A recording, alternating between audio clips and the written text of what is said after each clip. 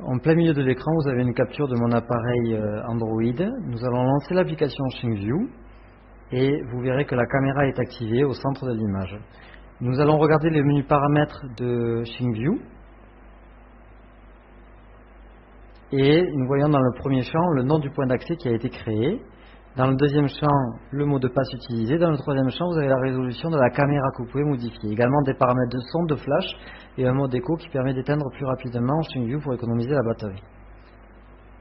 Pour prendre une photo, il suffit de cliquer au centre de l'image. Automatiquement, la mise au point en autofocus se fait et SyncView nous indique ici qu'il n'y a aucun appareil qui est connecté. Il nous indique le point d'accès créé par le mobile afin de s'y connecter. Donc nous pouvons nous y rendre dans notre ordinateur afin de repérer le point d'accès créé et de s'y connecter. Je ne saisis pas le mot de passe puisque j'ai déjà été connecté. Nous sommes maintenant connectés au point d'accès mobile. On peut donc maintenant reprendre une photo et nous voyons maintenant qu'il y a quelqu'un de connecté. Le message a changé. Il faut que notre navigateur soit à l'adresse 192.168.42.8081. Ce que je fais en saisissant déjà l'adresse qui était déjà présente. Nous arrivons sur l'ordinateur à la page d'accueil du logiciel SyncView. Ici, le bouton pour voir le visualiseur. Nous voyons apparaître la dernière photo qui a été prise. Et nous voyons en haut de l'écran de l'Android connecté 1 sur 1, c'est-à-dire qu'il y a un ordinateur qui est prêt. Je reprends une photo, automatiquement la photo se transfère automatiquement à l'application web. En bas à droite, vous avez une petite vignette qui vous permet d'accéder à la photo et vous pourrez ainsi zoomer et automatiquement le navigateur affichera votre sélection. On peut modifier le format d'affichage 4/3 16/9. Il est également possible, avec le bouton en bas à gauche, d'afficher en plein écran. Vous voyez que l'animation était quand même assez rapide. Ce que vous faisiez sur l'Android se répercute sur le navigateur. Il y a également un autre outil qui est le pointeur, qui permet, tout en restant au milieu de la classe, de pouvoir présenter certaines parties de la capture au tableau blanc. Il est possible également de modifier la luminosité.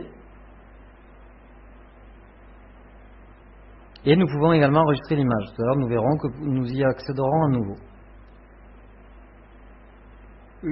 Il est parfois pratique également de prendre les photos en mode paysage.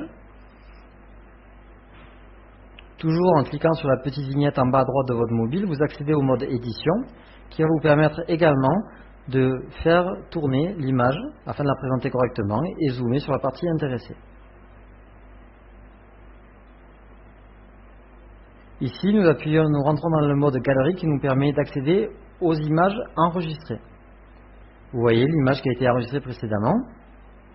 En cliquant sur le diaporama à gauche de votre Android, on va pouvoir afficher l'image qui a été sélectionnée.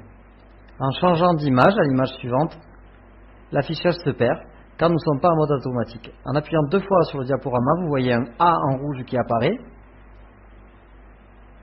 et qui va nous permettre de naviguer dans la galerie tout en continuant l'affichage au tableau blanc.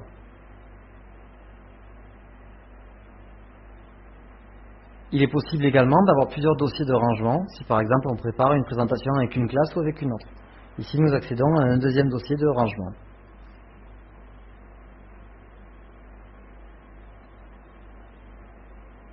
On modifie la luminosité pour que l'affichage soit correct.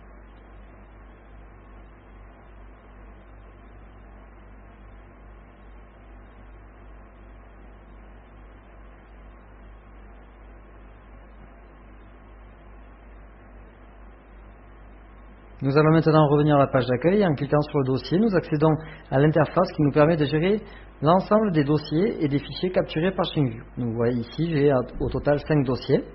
On reconnaît l'image que l'on a prise tout à l'heure. Il est possible de la déplacer vers un nouveau dossier.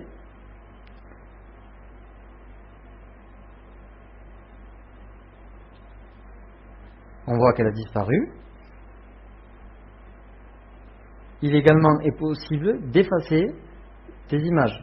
Donc nous gérons ici directement le contenu des fichiers présents sur l'appareil Android. On peut afficher l'image, on peut la permuter, la pivoter, pardon. Il est possible également de la télécharger pour récupérer les images prises à partir de votre mobile directement sur votre navigateur. Ici, je vais l'ouvrir directement, vous verrez qu'elle s'affiche dans un autre logiciel. D'autres fonctionnalités sont attendues et sont en cours d'élaboration. On peut également donner l'ordre à Android de créer un nouveau dossier de rangement. Ceci sera, tout ce que l'on fait à travers la page web sera effectif dans votre appareil Android. Et on peut déplacer cette image vers ce nouveau dossier.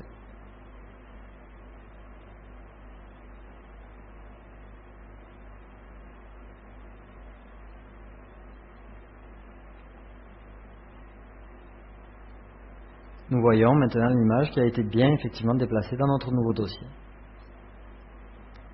Ici, dans l'appareil Android, je vais donc me déplacer vers ce nouveau dossier. Nous le cherchons.